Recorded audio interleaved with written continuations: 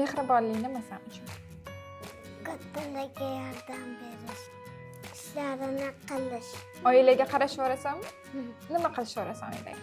Oyimga dish tavalla yuvish yuboraman, qarash yuboraman, piliksiz qilib yuboraman, changlarni supuraman. Agar sizni qo'lingizdan yaxshilik qilish kelganda, kimga yaxshilik qilardingiz? Nima qilardingiz? Adamga, oyimga, buvimga, dadam. Nima qilardingiz? Umralarga obolardim.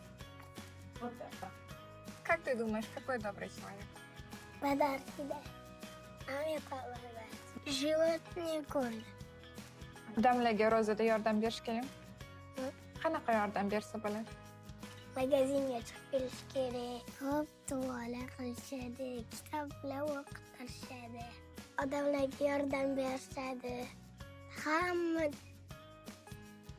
sog'lom bo'lsa,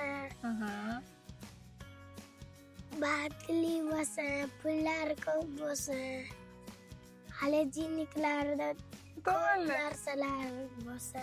Молодец. А что?